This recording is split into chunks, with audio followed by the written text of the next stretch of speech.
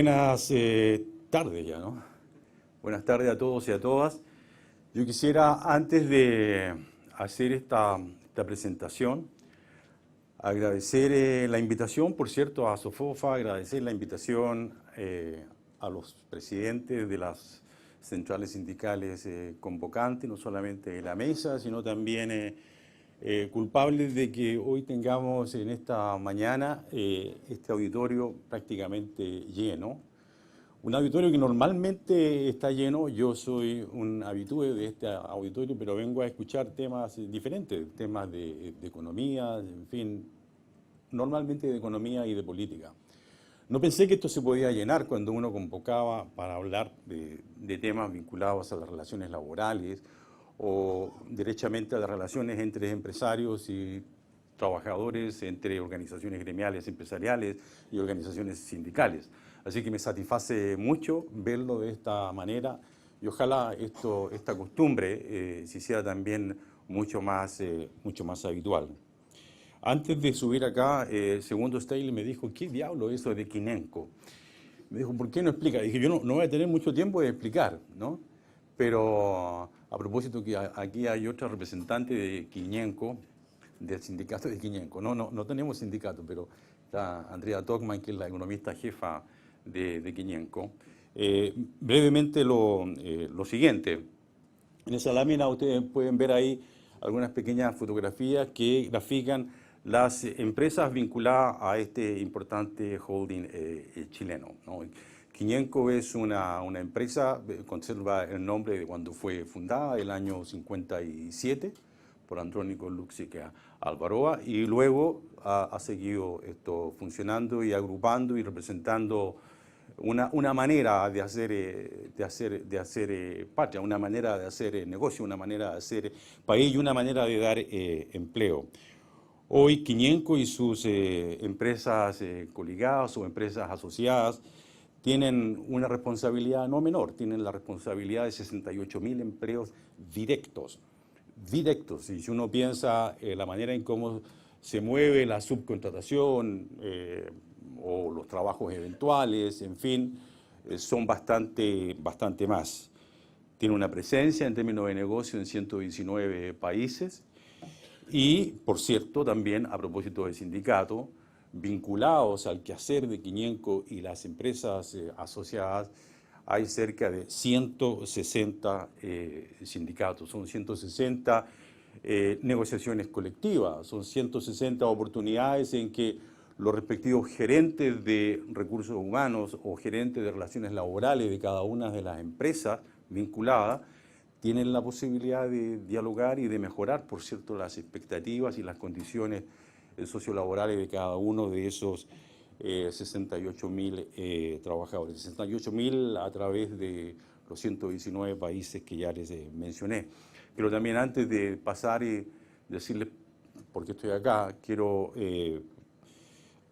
saludar desde aquí a los trabajadores de CCU, a los trabajadores del Banco de Chile, a los trabajadores de la Compañía Sudamericana de Vapores, a los trabajadores de SAAM y, por cierto, a los trabajadores de ENE. Cuando digo trabajadores, los involucro a todos, a los trabajadores, a los que llevan 3 meses, 4 meses, a los que llevan 10 años, 15 años, hombres y mujeres, jóvenes y viejos, todos, gerentes, subgerentes, dirigentes sindicales.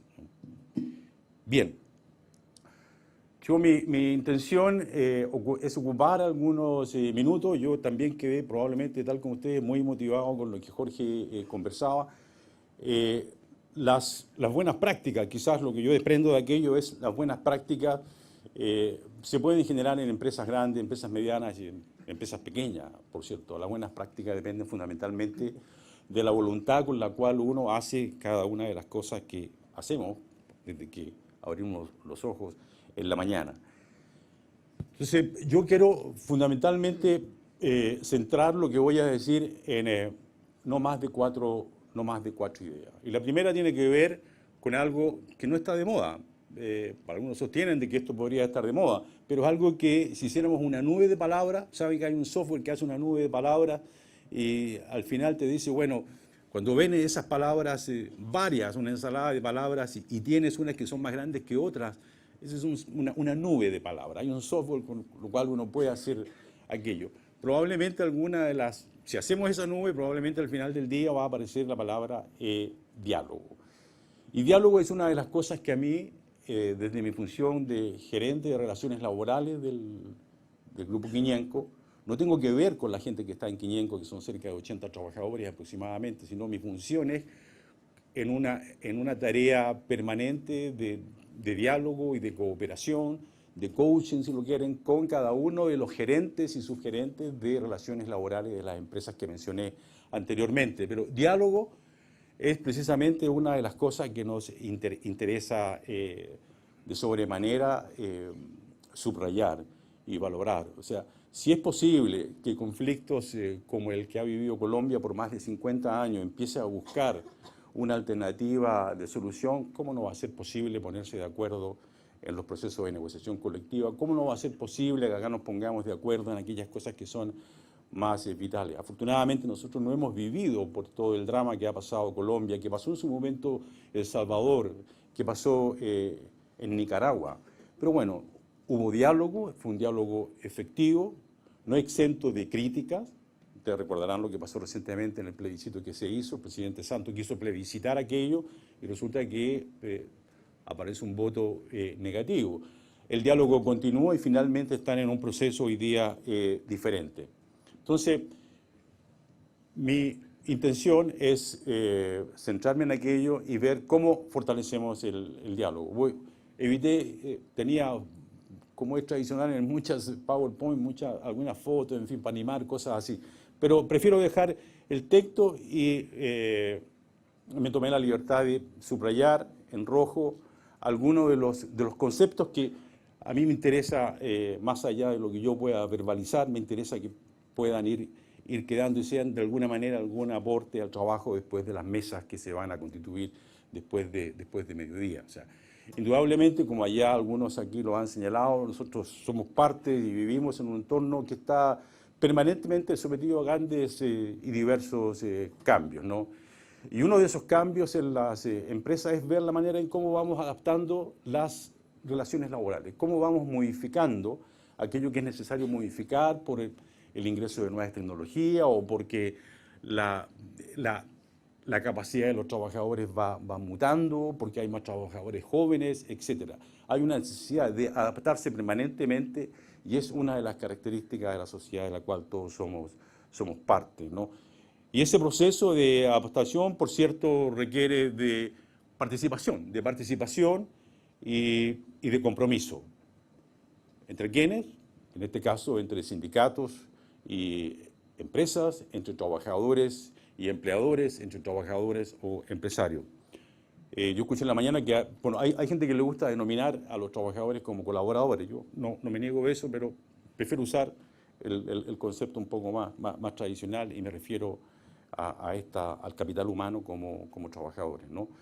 Y por cierto, si tenemos ese proceso de adaptación y tenemos participación y tenemos compromiso, sin lugar a duda que eso hay que articularlo de alguna manera y eso es a través del diálogo, ¿no?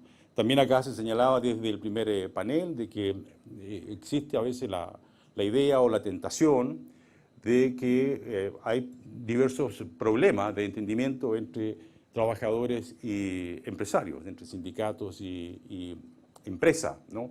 Y pareciera entonces que no es suficiente que uno demuestre la intención de querer tener un mejor diálogo o de promover este diálogo, porque a veces dice, mire, ustedes discrepan incluso hasta en la forma de entender la sociedad, no solamente en una negociación colectiva.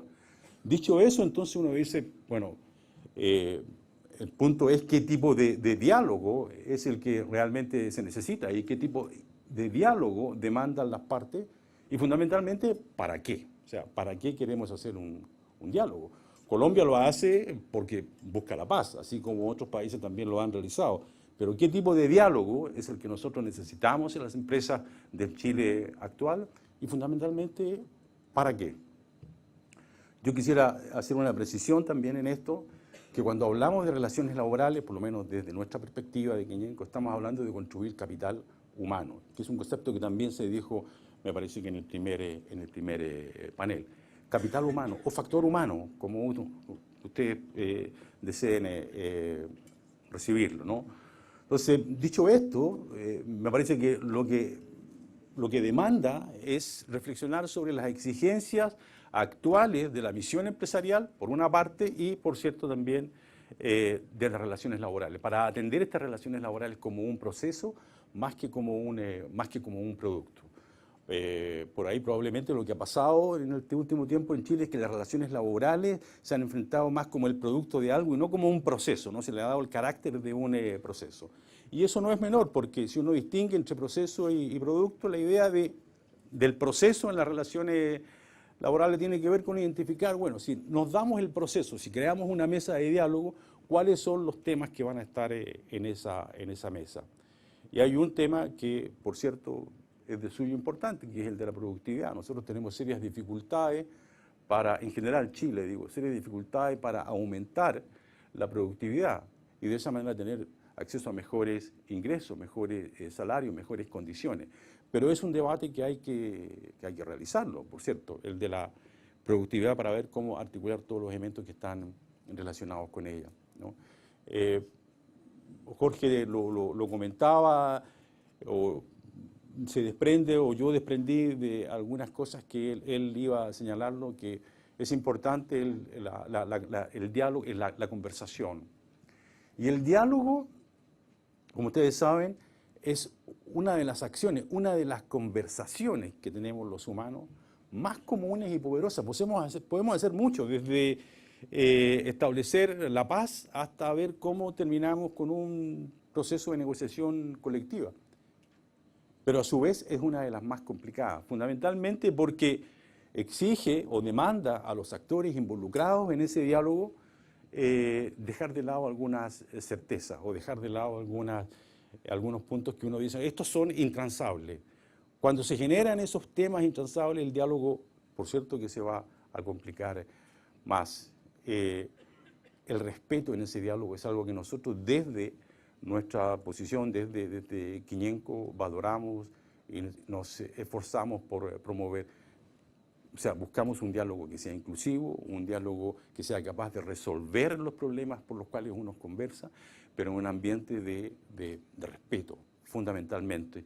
Y eso significa de que nos acercamos, que entendemos el diálogo como un procedimiento en el cual compartimos puntos de vista más que rebatimos a quien nos pone un punto de vista en contrario. Aquí en la mañana se señalaba la idea de discrepar, está ahí, pero antes de discrepar hay que hacer el esfuerzo por compartir, como Jorge lo señalaba, ¿no? Somos, como también sabemos, somos parte hoy de una sociedad que es mucho más demandante, que es mucho más instruida, que tiene mucha más capacidad de saber rápidamente qué es lo que está pasando en el país, pero es también una sociedad menos tolerante, y no hay duda de aquello. Cuando se hace la democracia de los pies, uno se da cuenta que la sociedad es menos tolerante, ¿no? La democracia está de salir a la marcha, ¿no? Y decir lo que uno piensa. Afortunadamente estamos en un país en que uno puede decir lo que uno piensa, ¿no? Yo creo que uno de los temas complicados es cómo tratamos los conflictos.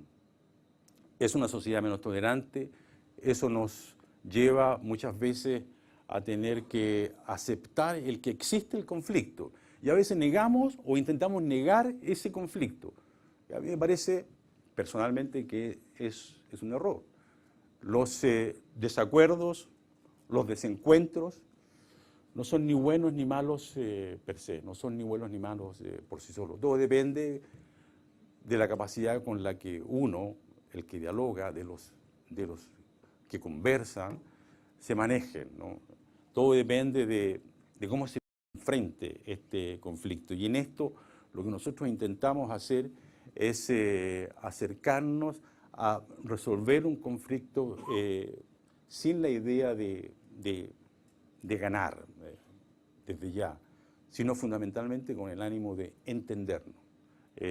Un paréntesis, nosotros estamos haciendo un esfuerzo, por ejemplo, en el tema de la negociación colectiva por tratar de replicar en Chile un modelo de negociación muy exitoso, un modelo que la Universidad de Harvard diseñó hace muchos años atrás, pero que ha servido no solamente para los negocios, ha servido incluso en los diálogos Israel-Palestina y, por cierto, ha servido en muchos otros procesos, lo que uno conoce como el modelo de negociación de Harvard. Bueno, eso con la UDP y con la Universidad Adolfo Ibáñez y con otros profesionales, estamos viendo cómo se chileniza y cómo le entregamos un instrumento diferente a los gerentes de recursos humanos para que el proceso de negociación colectiva sea de un gusto diferente.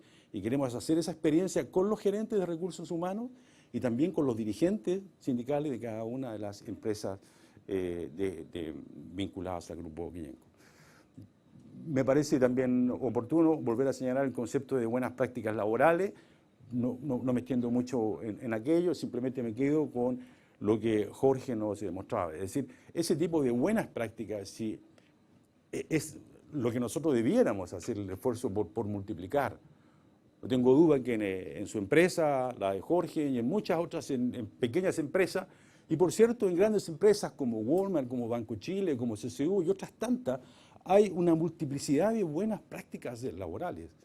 Y no sé por qué razón muchas veces no son del todo conocidas. Yo creo que hay que hacer un esfuerzo para que de esa manera, a través de exportar, de multiplicar esas buenas prácticas, vayamos acercándonos a un proceso de fortalecimiento del diálogo y que tenga cierto efecto en mejores relaciones laborales.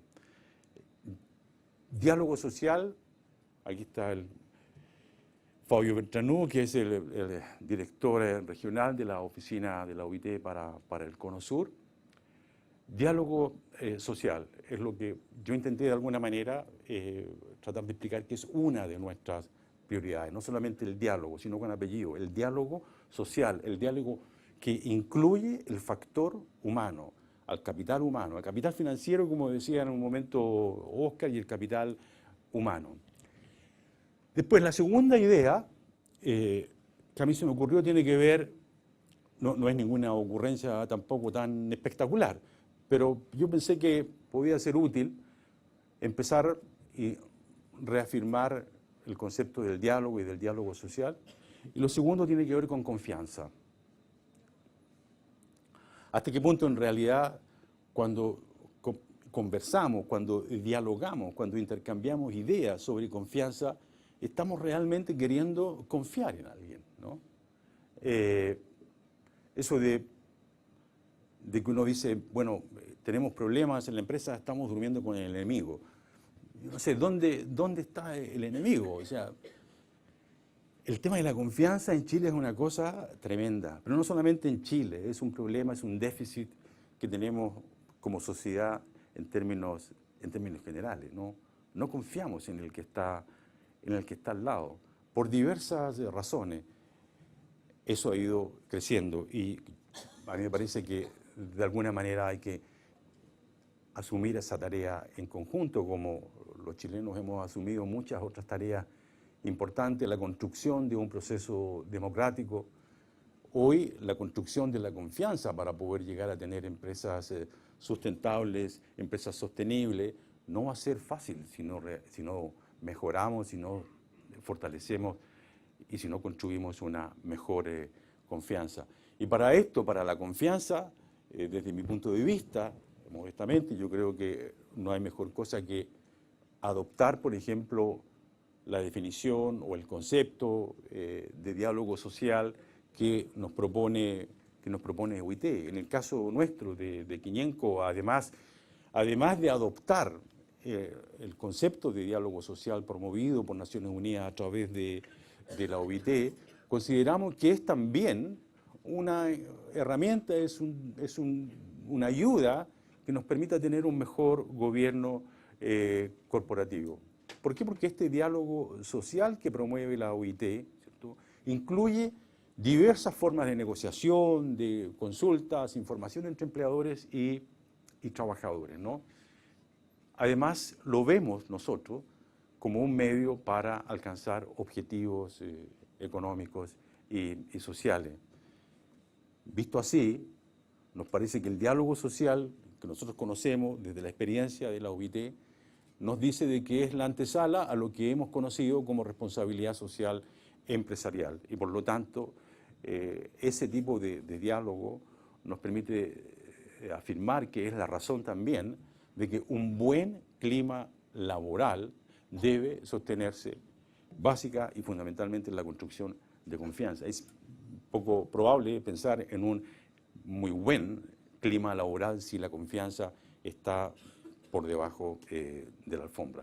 Un diálogo que sea constructivo, un diálogo sustentable que nos permita realmente empoderar a estos protagonistas y que estos protagonistas vayan confiando mutuamente.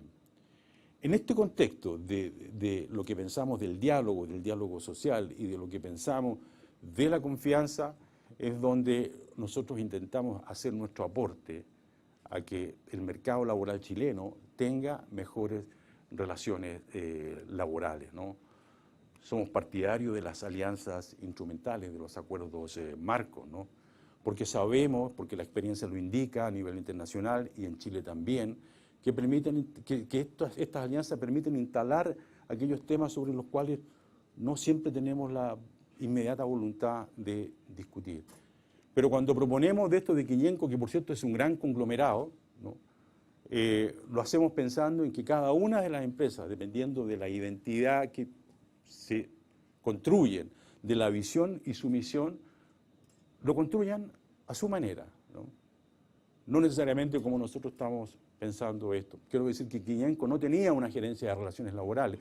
Esta se crea a partir del 4 de enero de este año.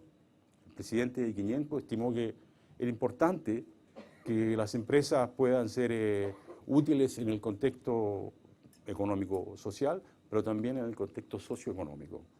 Y por esa razón se crea esto y hay otras gerencias también como sostenibilidad, sustentabilidad y desarrollo organizacional. Esto que probablemente muy poco lo saben, es una apuesta también por tener mejores, no solamente negocios, mejores relaciones laborales, ¿no? Raúl, le tengo una propuesta porque tenemos que seguir avanzando. Si podemos redondear en un par de minutos sus ideas finales, porque todavía queda otra... Sí. Voy a ver, otro concepto tiene que ver con la integración y en esto básicamente lo que pensamos y lo que proponemos y a lo que invitamos a que cuando hablemos de integración en las relaciones laborales pensemos fundamentalmente en la integración de los sindicatos, en el diálogo con los sindicatos, ¿no? Y después de eso, un cuarto elemento que también aquí salió en lo que señalaba Kirsten, no nos pusimos de acuerdo en todo caso en esto, tiene que ver con la posibilidad de grandes acuerdos. Y para nosotros grandes acuerdos significa simplemente tratar de llevar las relaciones laborales hacia un pacto social, ¿no? No estoy aquí intentando reconstruir a Rousseau y su contrato social, simplemente un pacto social, una forma, un compromiso que nos permita poner de relieve aquellas cosas más importantes. Existen condiciones objetivas hoy día en Chile que podrían facilitar, ¿no?, la existencia o el solo diálogo respecto de si te conviene o no hoy día pensar en un pacto social, que es una de las cosas que la mesa que se acaba de crear la semana pasada, por lo menos en mi impresión, podría o debiera considerar, ¿no? Pero así como hay condiciones, también hay algunos problemas que están asociados a la falta de confianza, a la falta de credibilidad, a la poca cohesión social que existe sobre el sistema de trabajo en el cual uno está inmerso, en fin, y también al desconocimiento de mucha gente sobre lo que es realmente, para qué sirve un pacto social, ¿no? Y fundamentalmente el para qué sirve y el por qué pensamos que puede ser una alternativa interesante de evaluar en este nuevo esfuerzo que SOFOF y las centrales sindicales realicen. Pensamos en un pacto social que sea capaz de contener consensos sociales sobre la forma de trabajar. Hoy no da lo mismo cómo se produce ni da lo mismo cómo se consume.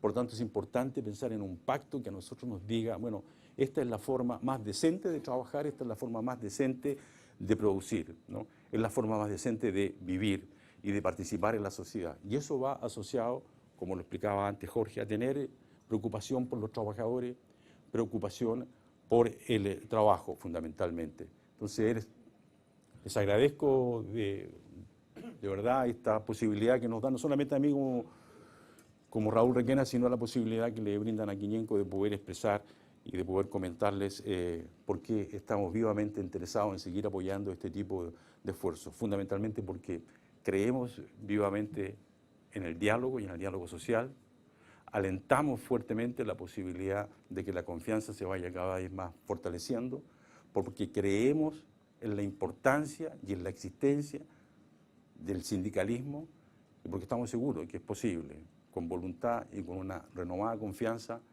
dialogar sobre la posibilidad de un pacto social. Muchas gracias.